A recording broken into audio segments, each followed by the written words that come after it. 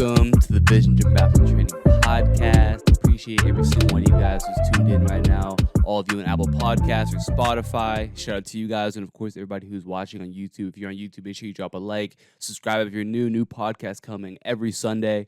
And if you're out listening on Apple Podcasts right now, really would appreciate if you scroll down, leave a review for me, let me know what you think of the show. Anytime I get a new review, I read it at the beginning of the show. So if you want me to do that, go ahead and leave a review. Let me know what you think. Today, I'm going to answer a question that I've gotten pretty semi-often, and it kind of came back up again, so I wanted to kind of talk about this a little bit. So I'll read the DM that I got. I think this kind of encapsulates the question pretty well. So he says, hey, I have a few questions for the podcast. I recently watched the PJF Performance podcast, and they had NBA trainer Drew Hanlon on the show. Drew talked about how players don't spend enough time on one specific area. They try to work on everything. For example, the first week he trained a young Jayson Tatum. He only worked on jab variations and nothing else. Is this a safe approach to train, specifying on one skill for a long period of time, or should I be working on everything? The second question is, if I do choose to work on a specific skill for a long period of time, will my other prior skills begin to decrease because I'm ignoring them for a long period of time? So this is a great question. First of all, shout out to PGF Performance, Paul Fabrit, and then Drew Hanlon, of course, two guys who are really, really good at what they do, and I learn a lot from both those guys. So shout out to both of them. And I also did listen to the podcast that this question is referring to as well. And I think it's a very interesting discussion. So kind of some backstory on that. When Drew Hanlon first started training Jayson Tatum, Jayson, I think he was 13, so probably 7th or 8th grade.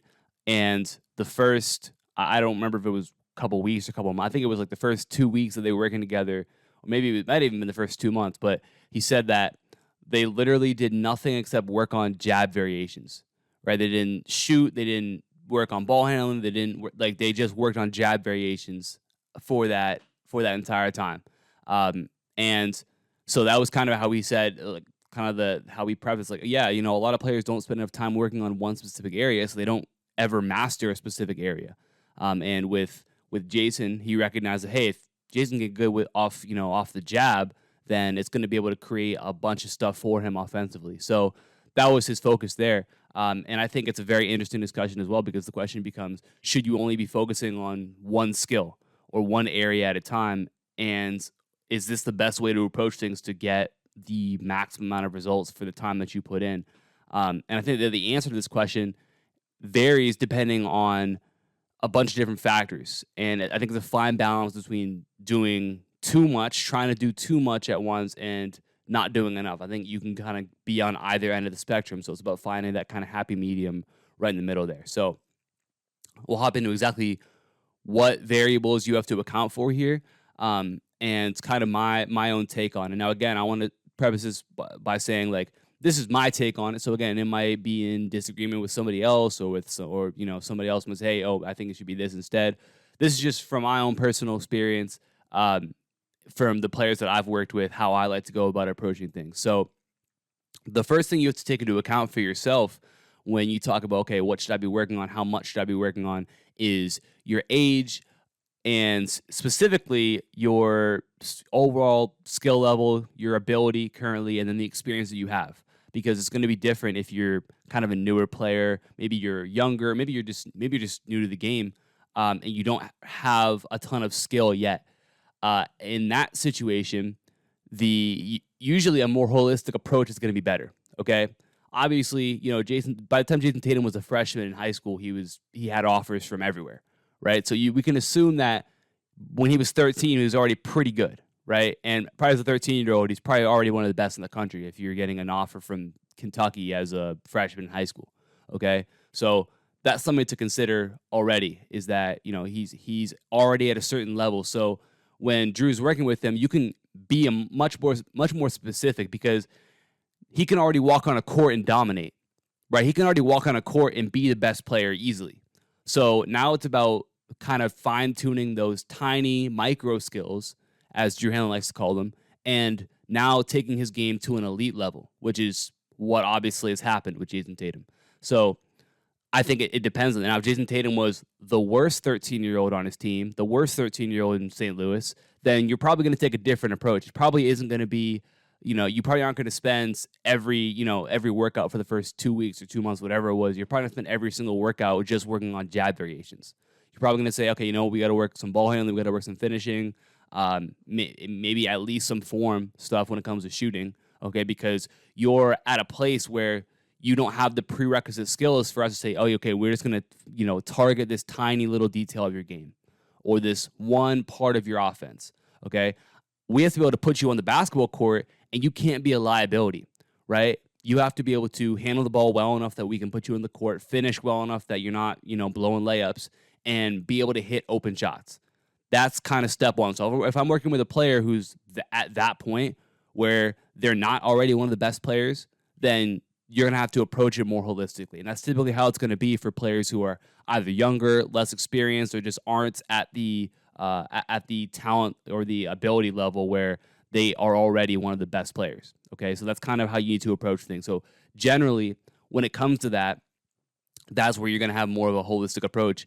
And you have to understand that, honestly, for the majority of players at the high school level, really regardless of where you're at, a more holistic approach is going to be better for the majority of players. Now, again, this can vary, right? You might have certain times, maybe you spend a whole month working on a specific area of your game, right? Maybe you really want to work on using ball screens, right? So you spend, an entire month and your one focus is primarily on getting better at using ball screens, okay?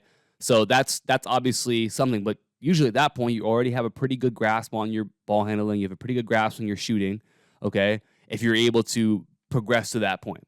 So again, what we don't want to do is just take what somebody else does and say that it automatically applies to you as well. Okay, what Jayson Tatum does doesn't necessarily apply to player X, because player X might be in a completely different circumstance, completely different situation than Jayson Tatum was, and that goes for literally anything. Okay, so that's one thing to consider as well. When it comes to basketball, there's so many moving pieces during the game, right? So there's obviously your coaches, there's your teammates, and then there's defenders, right? But then you also think about there's a clock. For some of you guys, maybe a shot clock as well.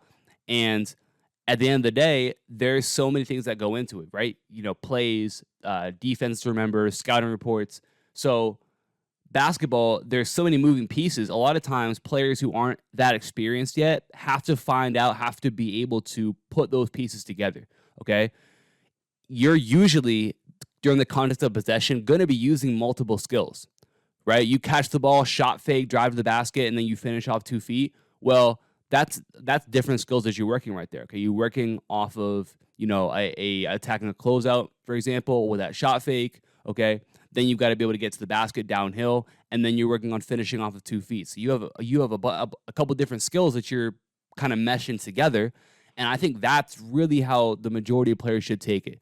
Is how can I make my training as game-like as possible and kind of mesh these skills together, right? I've been harping on a lot the importance of playing, and that's why, because you learn how to mesh those skills together. You learn how to mesh finishing with driving to the basket, okay, when there's a defender on you. You learn, when to shoot the ball, when to shot fake, and then what to do after the shot fake, okay? So there's a bunch of different areas where that applies and where you have to consider that there's, again, more than one option. And there's multiple pieces that you have to be able to put together. So that's why, in general, at the high school level, the better thing to do is to focus on a couple areas. I'm not saying to focus on everything. That's not what I'm saying. I'm saying 3 to 4 areas generally throughout an off season. If that's your focus, you're going to be able to make good improvement and also be able to see those skills kind of mesh together and make you a more complete player as well. So that's kind of my thought when it comes to that. Because a lot of times isolating that skill doesn't allow you to be able to work that together. Okay, so that's adding on to that. It also is going to depend a little bit on your role, and this is usually not going to be until you're probably a college level player. So any collegiate players listening, usually you're more defined into your role at that level, right? At the college level, your coach probably recruits you for a specific role, right? They're saying, okay, you know what, this guy's a shooter, so we need shooters on our team. So that's what this guy's going to do for us. Okay, this guy's a point guard. We need him to play off ball screens. That's what he's going to do for our team. Okay, this guy is a kind of a stretch big, right? So we need him to be able to pick and pop and, hit threes as the trail guy and do that. We're recruiting a big guy. We need him to be able to set screens and rebound and, play out of the post. Okay. Typically, a coach is going to try and put together a team and he's going to bring you in to do a role. Okay.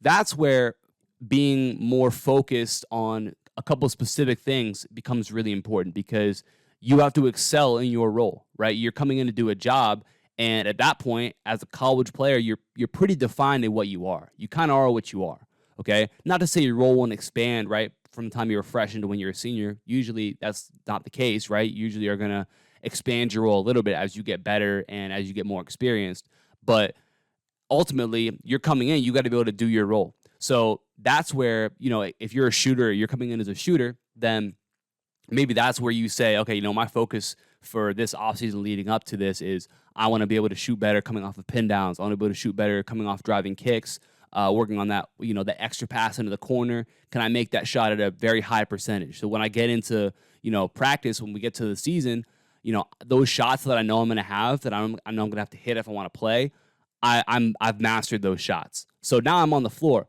right? My coach is saying, okay, he does his role, so I'm going to play him. So you get playing time. Now you have the opportunity to expand that role a little bit, okay? But it first of all comes down to you having to be, excel in that role. And at the college level, especially, that's where that starts. At the high school level, you're not necessarily defined. Now, that's not to say you don't have a role at the high school level, but a lot of times players, they grow late. They might not grow till they're a junior, right? They might not develop until they're there's a bunch of variables that go into that. But by the time you're at the college level, typically you mostly are what you are, okay?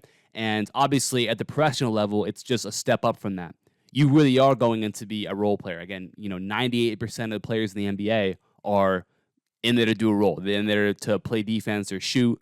They're in there to set screens, right? They're in there to set up the offense, okay? And that's where it becomes like working on maybe one thing during the offseason really becomes like the way to go. And it makes a lot of sense because at that point, you're already a great basketball player, right? You're already one of the best in the world. And all those kind of foundational pieces, you already have those, right? That's a given. Like you've made it to that level, so you're already there. At that point, it's about working those micro skills, right? Those little details and adding little pieces to it. So maybe if you're a point guard, you specifically work that offseason on, using a high ball screen, right? Playing off a high ball screen. Maybe that's literally what you spend your entire offseason doing because maybe that's what the system that your team runs, okay? And,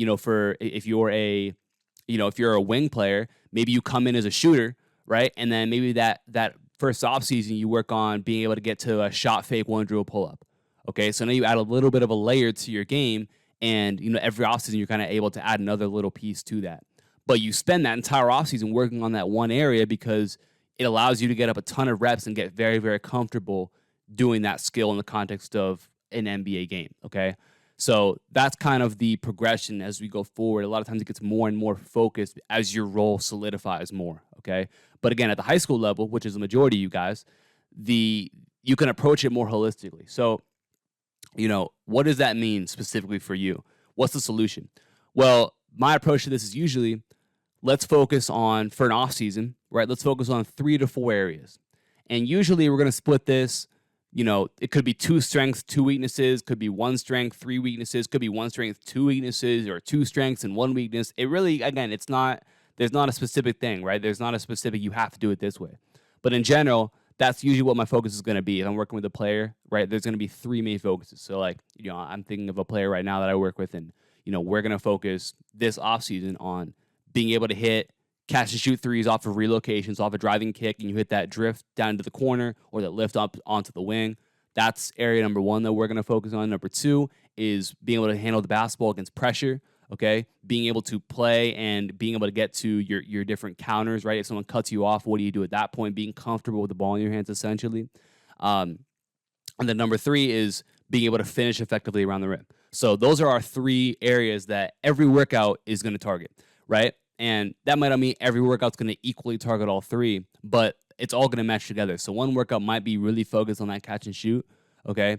The next workout might be really focused on mostly ball handling, okay? Or again, it could be a combination of the 2, but in general, that's what it's going to be. So you want to think about what are a couple strengths that that get you playing time right now. Okay, if I'm a shooter and my role is to shoot the basketball right now, and I know that, okay, if I shoot the ball at a high level, or maybe I already do, that's what gets me playing time. So I'm going to make sure that I become even better at that, right? I'm going to be great at that so I can take my role to the next level next year. Maybe, though, I'm not a great ball handler right now, so I'm going to add, I'm going to work on that weakness as well. And then by the time the next season gets here, I'm already going to be better at my role, but I might be capable of doing something else additionally. I might be able to take on more responsibility within our offense because now I've added another piece to it. Okay, and that's just to focus on two things right there. So let's say, for example, maybe you're already a great catch and shoot player. Okay, but maybe you're not great shooting off the dribble. You're not great as a ball handler. So those are your focuses. Okay, you want to become even better as a catch and shoot player, but also you want to get better at your counter to your 3-point shot, which is your pull up, basically. So you're working on your pull off a shot fake or off of a jab, off attacking a closeout. Okay, and then your third area is your ball handling. So those are the three things that you're focused on for that offseason. Okay, and if you're able to maximize that and get better at that, then it's going to allow you to, again, excel in the role you already have and be able to add different layers to it. And that's where you're going to start to see that success. So the point that Drew Hanlon makes, right, about not trying to focus on everything is very, very true. You don't have to become LeBron James in one offseason. I think I did a whole podcast episode on that, talking about you don't have to be LeBron James. You don't have to be great at everything. You don't have to work on everything. A lot of times players will DM me and send me examples of their workouts and be like, hey, coach, is this a good workout? Should I be doing this? And a lot of times they throw everything into one workout, right? And I'm like, you don't have to do everything at once. You're not going to get good at anything if you try and do everything. It's just not how it works, okay? Especially not in one off season. It's just not going to work for you. So the better thing to do is to kind of narrow that down and focus on 3 to 4 main areas for yourself. And again, that's kind of the format that I like to use. It's like 3 or 4 things, ideally. And then when it comes to the actual workouts you do, that's where you can become as focused as you want to be. So you might have a workout where the first 20 minutes are kind of like a finishing and ball handling sort of thing, right? So maybe your first 10 minutes are like a finishing warm up, and then your next 10 are working ball handling, maybe out of working different moves, whatever it might be. And then maybe the next 30 minutes you're working on pull-ups coming off of a shot fake or coming off of a jab step, or just working on attacking a closeout, getting to your pull-up, right? So now we've hit, the ball handling already, okay? We've been able to do a little bit of finishing as well, and maybe we even meshed the ball handling and the finishing as well. So maybe we're working on, different dribble moves into a finish. So we're kind of able to kill two birds with one stone. I don't know why I wanted to flip that. And after that, we get to our pull-ups, and then we have 10 minutes left. Let's say we want to work out for an hour. That last 10 minutes, maybe we work on catch and shoot, right? Spot up threes, okay? So we're able to hit that area right there. So a lot of times players want to take an all or nothing approach to things, and it doesn't have to be all or nothing, right? You don't have to just do this and never do that. So the answer to the second question in the DM that I got, you don't have to, just because you focus on 3 things doesn't mean you can never focus on your finishing. Doesn't mean you can never do finishing your workouts. That's not how it has to be, okay? Don't feel like you have to kind of box yourself into something. But in general, you want to limit your focuses so that the majority of time that you spend is on those 3 or 4 things. And that's where you're going to see the most progress happen in your game. So that's something to think about. And again, there's not one way to do things, right? You might have a workout where things are a little bit more balanced, right? Where maybe it's 20 minutes working ball handling, 20 minutes working pull-ups, and 20 minutes working catch and shoot. You might have workouts where you don't even hit all 3. You might have workouts where it's literally just shooting off the dribble and catch and shoots. That's fine, right? That's fine as well, okay? At the end of the day, the quality of your work is what matters.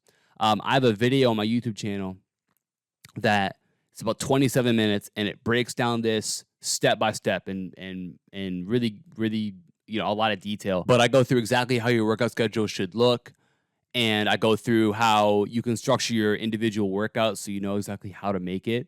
And ultimately, I think it's going to be really, really helpful for you guys. So if you've not watched that, make sure you go check that out. The video will give you a format to follow and some examples as well. So again, I highly recommend you guys check that out if you've not already.